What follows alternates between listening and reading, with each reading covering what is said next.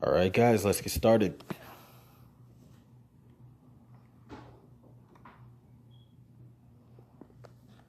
Okay, guys, welcome to this. This is going to be the debt management overview, your guide to repairing your credit and improving on it too. Okay, guys, so let's start off with a disclaimer. The financial information contained in this video is for informational purposes only and not for the purpose of providing specific financial advice. You should contact a financial advisor to obtain specific financial advice. Moving right along in, I want to talk to you guys about something that's really important, not just to debt management, but to personal finance, and that's going to be the core four. So these are going to be the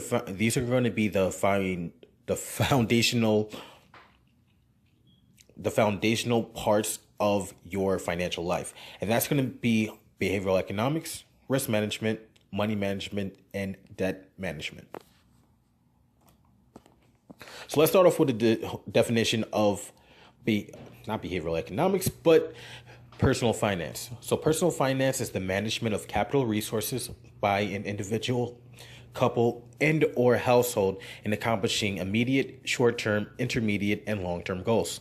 So the term is probably going to be the most confusing thing here. All you really need to know is immediate are expenses or anything happen on a recurring basis. Short-term is anything that would take 1 to 5 years to complete. Intermediate is anything that would take 5 to 10 years to complete, and long-term would be anything that would take longer than 10 years to complete. Now, the next thing I want to talk to you guys about is behavioral economics.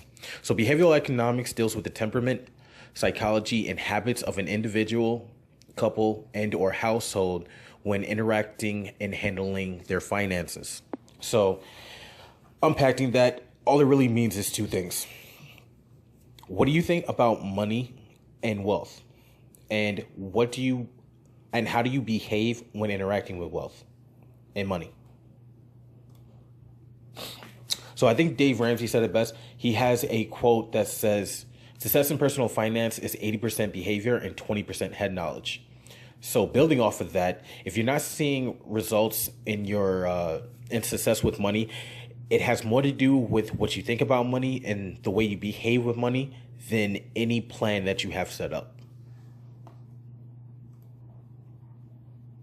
Also, another concept for behavioral economics is going to be something from T. Harv Eker.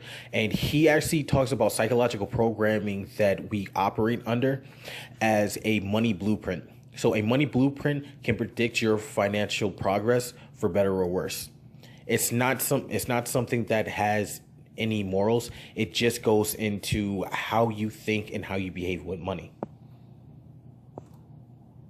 So there's going to be a behavioral economics series, and in that you're going to see things like the psychology of money. You're going to see behavioral archetypes or temperaments. You're going to see something about money blueprints, and you're also going to see something about cognitive biases. I have mental biases right here. And as soon as that becomes available, I'm going to link that in the description below. So moving on, the next one is going to be risk management. So I want you guys to think of risk management as the analysis, implementation, and monitoring of a plan or plans to eliminate or at least minimize losses from uncertain outcomes. So right below that, I also have future, and that's going to be very important. You're going to see why. So I want you guys to think about the future for a second. Now, if you're thinking about the future, one of the things that you probably notice or that probably come to mind is you don't know what's going to happen to you with 100% certainty at the end of the day. And you don't know what's going to happen to your family. So the goal of risk management is to eliminate whatever we can get rid of, but pay respect for the things that we can't get rid of. We can at least reduce the negative effects. So let's talk about a roof versus a fire. So on one hand, we have a roof. That's going to be the first thing I'm going to tackle. Now, the downside with a roof is if it's not repaired or replaced when it needs to be replaced, it could cause irreversible damage to the building. And the time horizon for your run-of-the-mill roof is usually 25 to 30 years, depending on what kind of structure you're talking about. And the way that we can mitigate this risk would be to do something like, if we know that it's going to take 25 to 30 years, we can save up money in order to do it, or we can find financing in order to cover the cost. Purely in this example, this risk can be eliminated and is predictable. Moving on to something like a fire. Now, if you guys know one thing about a fire, if not handled, what will end up happening is the building will burn to the ground. And when we're talking about time horizon, this is relatively short. In most cases, it would happen within a day, and it could even happen within a couple of hours. So when it comes to time horizon, I just put relatively short because it's relatively short compared to something like a roof. Now, the negative implications for these can be drastic, and it's not just financial losses. You're also thinking about emotional and physical losses if someone's in the building potentially getting burned, or they could even pass away. So when it comes to something like this, it's more or less unpredictable. So the only thing that we can do as far as this is concerned is we can reduce whatever risks are available here. So this is what I mean with the second part when I say reduce, mitigate risk, or minimize loss. So let's go on to the next slide, and what guys are gonna see. When we talk about risk mitigation, these are some of the things that you can do to mitigate the loss, and one of them could be making sure there's a functional extinguisher on every level. If it's on the home, every level of the home. You can make sure that you have some sort of emergency plan whenever for a case of a fire. Homeowners insurance do cover fire protection. I don't believe you can get homeowners insurance that doesn't have that, but I also wanted to let you guys know that homeowners insurance does have that for those of you who don't know. Now, the next one is place the information of emergency personnel. So this, the fire department, the local ambulance, and police. Now, this is an exhaustive list of all the things that you can do when it comes to mitigating loss for a fire, but the risk, as I have here, is unpredictable. So as soon as I finish the risk management overview and the preceding series, I'm going to put that in the description below. For the time being, just watch out for it. Moving on to money management. Now, money management is the analysis, implementation, and monitoring of all plans to accomplish goals with current financial resources. I'll put capital resources, essentially the same thing. Now, when it comes to money management, typically what happens is people focus on a budget, and the budget is actually just the first step, and it's not even the most important step either. So when it comes to budgets, most people get tied up on a lot of superficial information when it comes to a budget. So if you guys want more information about this, well, when we're talking about money management, there's 4 questions that you have to answer in order to effectively manage money. So the first one is going to be how much money you have coming in, income, how much money you have going out, expense, how much you have in debt. So that's for credit cards, student loans, mortgages, and the like. And the last one is how much you have in savings. So this is an emergency fund or liquid assets. So liquid assets are anything that can be converted to cash in a relatively short amount of time. So if you have a stock in Microsoft, if you can sell the stock, you liquidate that asset, and then you can actually take that money out to do whatever it is that you need to do. So I have completed the basic money management overview, and I have that exclamation point right in the corner because I am extremely happy with myself for finishing it. So that one is going to be in the description below. Definitely check that out. I would actually recommend you guys check that out before you actually go through this one, but it really depends on what your particular situation is. So if you guys have a really big problem when it comes to debt, definitely do this. But what I'm going to recommend to you is that you do both of them at the end of the day. Now going into what you guys are here for. So this is the debt management definition. And this is going to be the analysis, implementation, and monitoring of all plans to eliminate, settle, or make current all prior financial obligations. So essentially what that means, think of a collection account and that needs to be settled. Think of a car loan and that needs to be eliminated. And think of credit cards with late payments. Those need to be made current.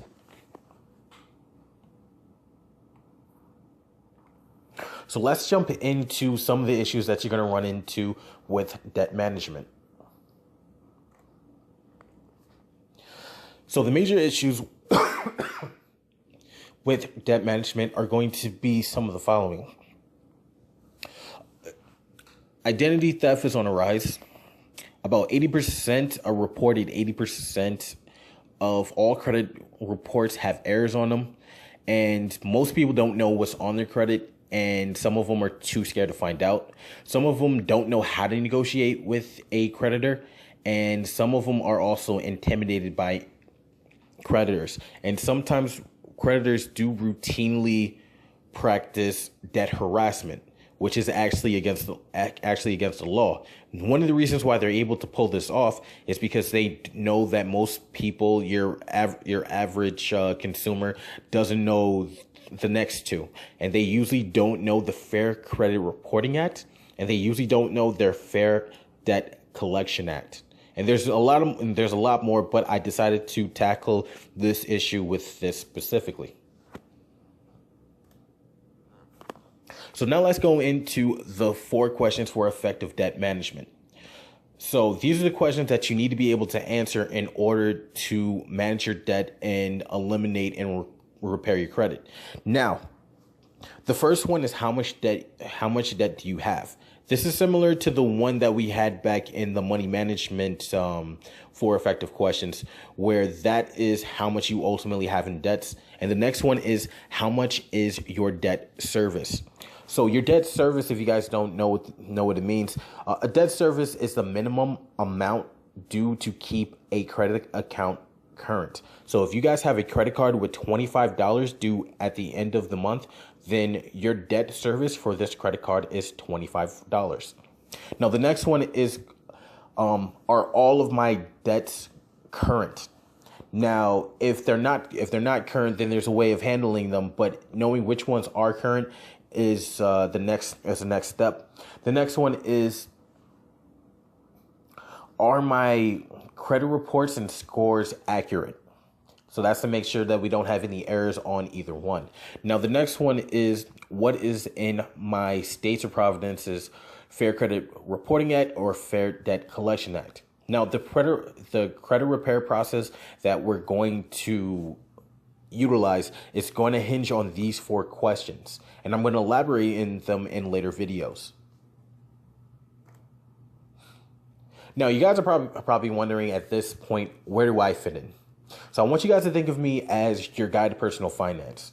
I'm going to provide you with tutorials to educate you on an otherwise confusing subject and provide content that you can use immediately after watching the video. So to get into some of the content that you can use immediately after watching the video, we're going to start this off with the 6 strategies for credit repair and debt management. So these are the 6 strategies that we do either consciously or unconsciously when it comes to repairing credit. The first one is nothing. Yes, I did put that down. That's actually what people often do. The next one is do it yourself. Most of the people who are active tend to do that. Then there's seek an advisor. There's a debt management plan. There is debt restructuring. And the last one is bankruptcy. So let's start with the first strategy, doing nothing. So when it comes to doing nothing, it's often done. Actually, this is probably the top thing that most people actually do when it comes to their credit. They usually don't do anything about it. Now, this is commonly thought as bad. So a lot of the times what will happen are people will do it and then they'll just beat themselves up about not doing it. But the truth of the matter is, when it comes to doing nothing, it's not always the worst strategy. So to illuminate what I'm talking about with it not always being the worst strategy, what I'm going to show you is this particular example. Let's say you live somewhere like in Mississippi, and you have an old credit card account that's been in collections for 6 years. Doing nothing in this case would actually be the best strategy. Now, if you guys are thinking, hey, Alex, why are you telling me that would be the best strategy? And that's because the SOL for debt collections in Mississippi is 3 years. So note, in most states in the U.S., the SOL has expired if it's been in collections for 6 years. So you guys are probably saying, okay, what is SOL? What's that mean? SOL is the statute of limitation. So I'm saying the statute of limitation for debt collections is 3 years in Mississippi. So what this means is, it means the time frame that a lender or a debt collector has to legally collect on a debt.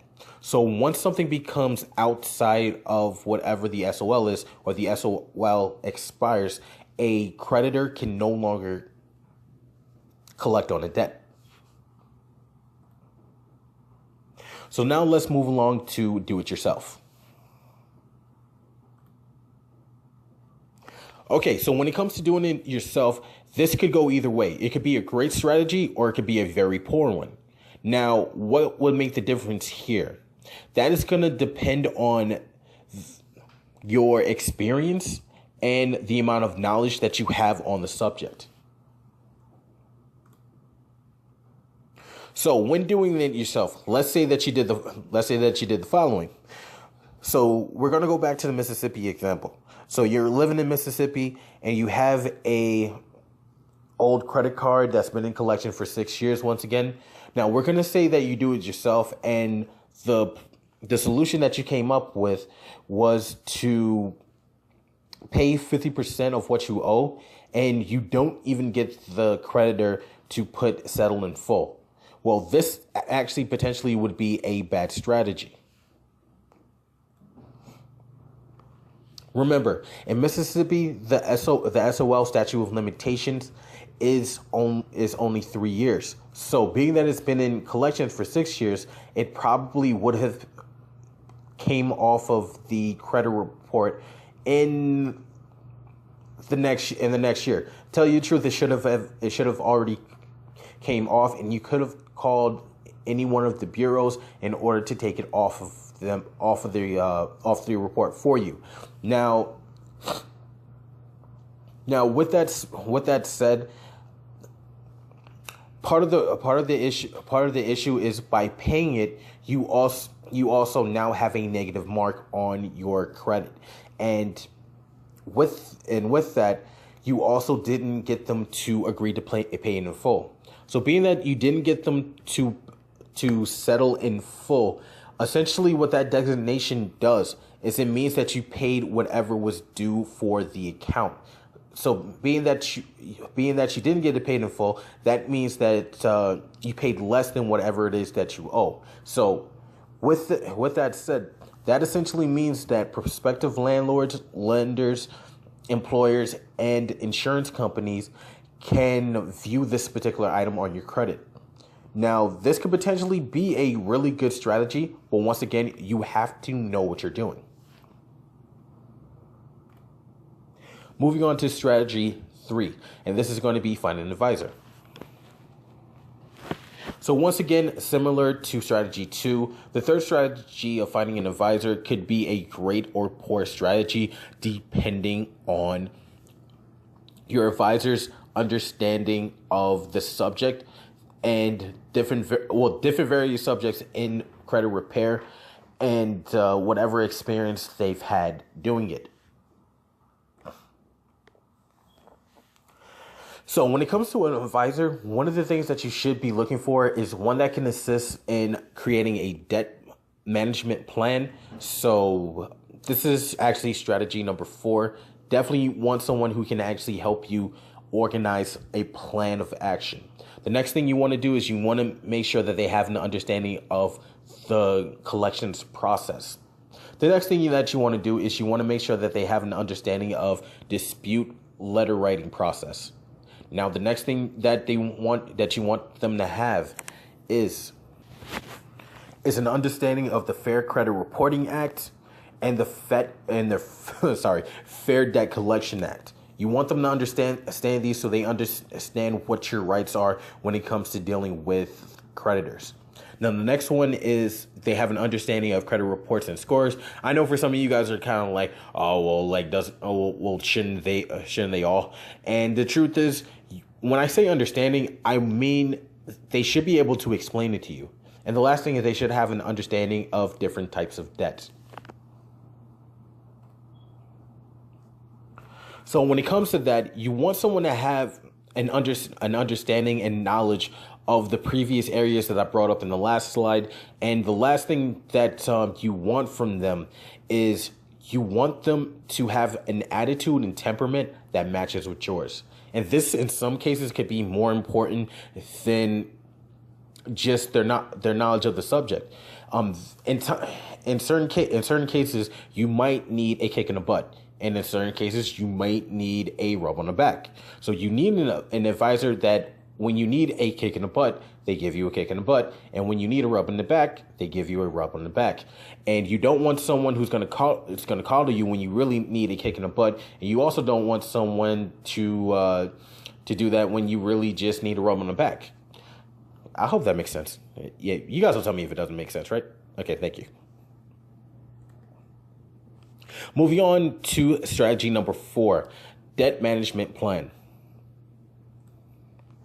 So in this one is I think is the mecca. I think this is the most important one, and one of the main reasons why I think is the most imperative strategy is because it incorporates all of the other ones. So in order to do a debt management plan, what you're going to need to do is the following: gather all financial information that you need. You're going to set goals, and then you're going to devise a plan, and then we're going to execute. Once we execute, we're going to make necessary changes. We're going to automate the process, and then we're going to monitor and verify. And this is the most important thing that we have to do, and that is stay motivated. We have to stay motivated while we're doing this. If we do not stay motivated, then we'll most likely just revert back to the same issues that we had beforehand.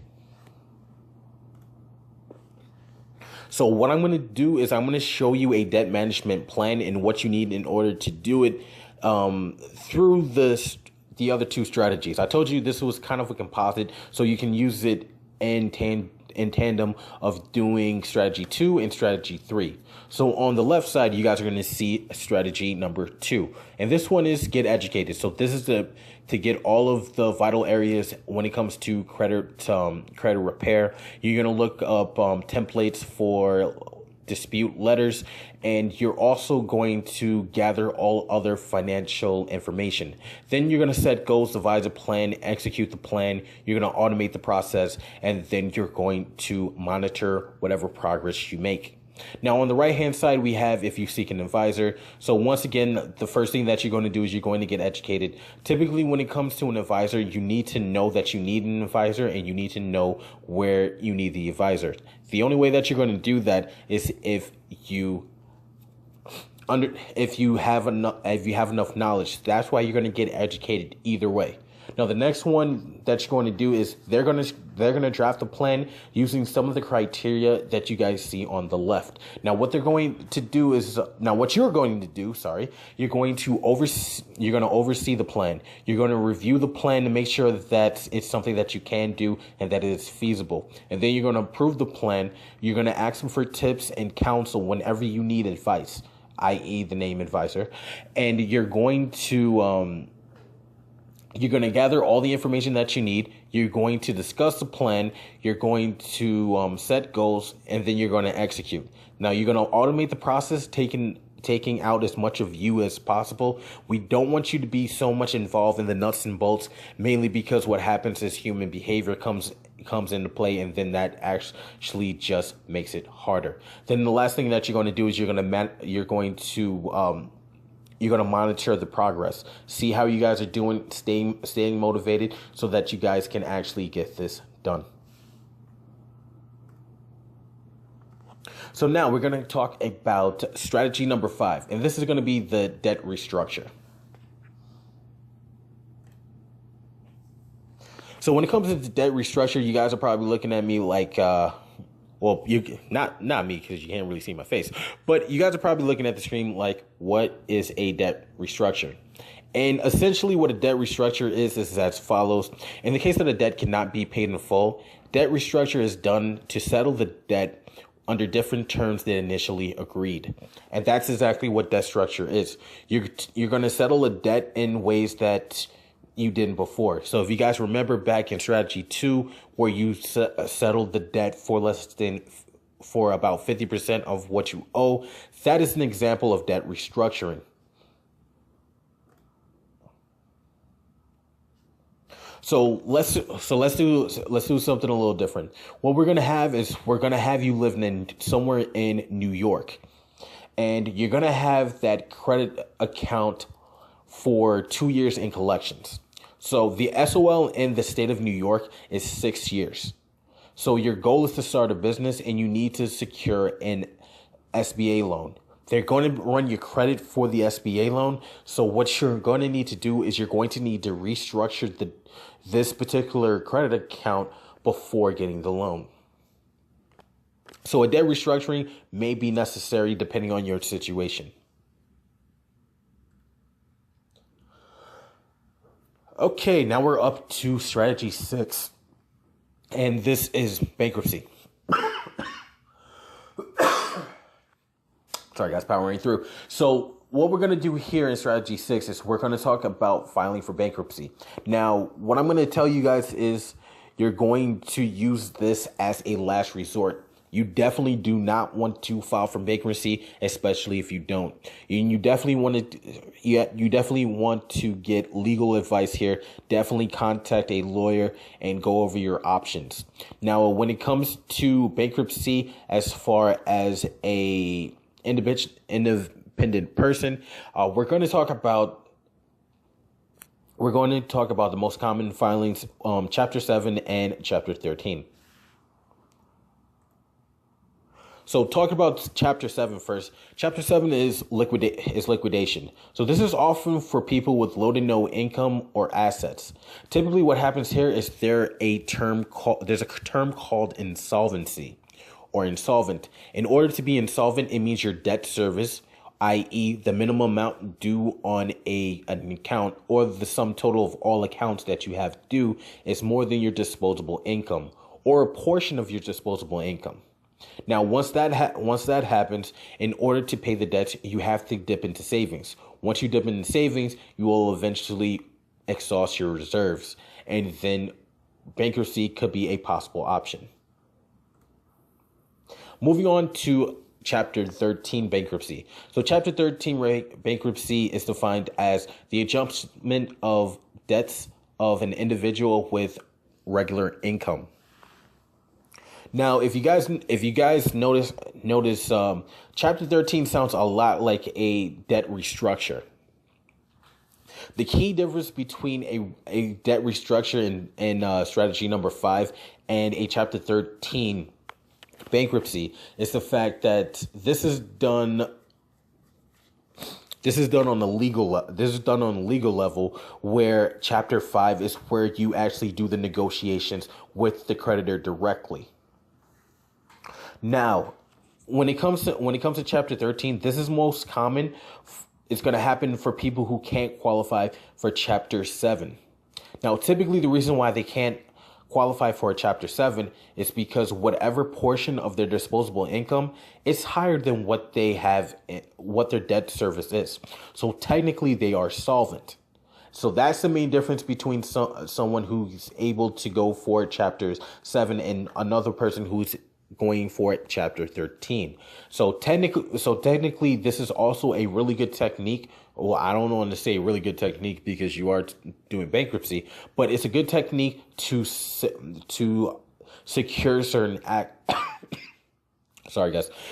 assets like a home. So if you're trying not to lose your home, but you need to file for bankruptcy, Chapter 13 may be the best option. All right, guys, so that's all that I have for you in this particular tutorial. Now, what you guys see now is going to be the course overview. So this is going to be a list of all of the things that we're going to cover during the basic debt management series. So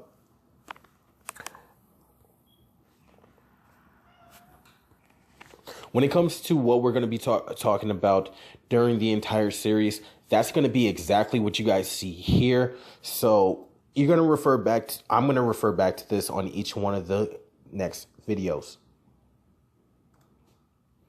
So now what I want to talk to you guys, I want to talk to you guys about recommendations for effective not effective money management, but effective debt management. And that's going to be watch this entire series. Now, I know I'm kind of biased, but I do think this entire series is quite awesome. Definitely recommend you guys do that. Now, in the description, I actually have a list of a couple books that I think you guys should look at when it comes to debt management, because I think these are actually some of the best things that we've come across. Well, that I've come across. And that's going to be the Rich Dad Advisor series, ABCs of Getting Out of Debt by Garrett Sutton.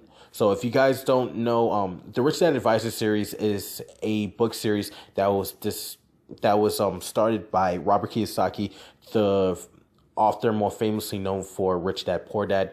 And this is all of his advisors making how to do books that the Rich Dad series doesn't cover. And I actually think that this is a really good book to look into. I definitely recommend that one. Another one is going to be Debt Cures by Kevin Trudeau. Now, as far as his delivery, some things that Kevin Trudeau says are very animated. It's kind of funny. In some cases, it's kind of silly. I think it's a really good book. Definitely recommend you guys take a look into that. The last book is going to be Total Money Makeover by Dave Ramsey. Now, if you guys notice over in the money management series, I didn't have the Total Money Makeover over there by Dave Ramsey, and it wasn't because I didn't read the book or because I didn't actually enjoy the book. I just felt that it was more beneficial to put it with the debt management series. Now, as far as books here, if you guys remember the money management series and you guys watched that, if you guys haven't, definitely recommend you do. But if you guys saw that, what you guys probably noticed was the fact that there was a ton of books. And that's because when it comes to debt management and credit repair, I couldn't find a lot of wholesome books that I could thoroughly recommend. So these three are definitely, I think, all that you're really going to need as far as literature. And when it comes to anything else, it's gonna be more specific.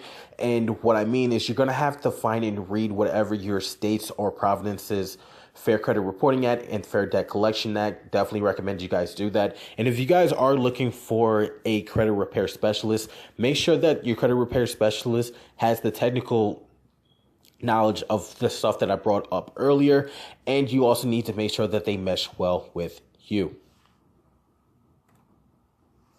So guys, thank you for watching. If you guys want more personal finance tutorials, what I'm going to tell you is to look through each one of these. I'm not going to say which one you should do first. All I'm going to say is is before you're done, look through each one of these four. So you're gonna do the money management series, finish up the debt management series, do the risk management series, and the behavioral economics series. There's gonna be much more, and I'm also gonna have investing. If you guys watch the money management series, then you guys probably already know that I ended it with investing 101. Definitely recommend you guys look into that. And that's all I really have for you guys. So if you guys like the video, hit the thumbs up. In the comments, tell me what takeaways do you think you can implement now?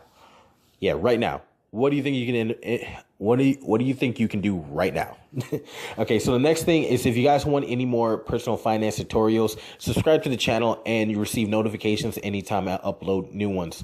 I have an initial goal of 1,000 subs. So anything that you guys can do to help me get there would be deeply appreciated. So that's all I have for you guys. This is Alex, and I'll see you on the next video.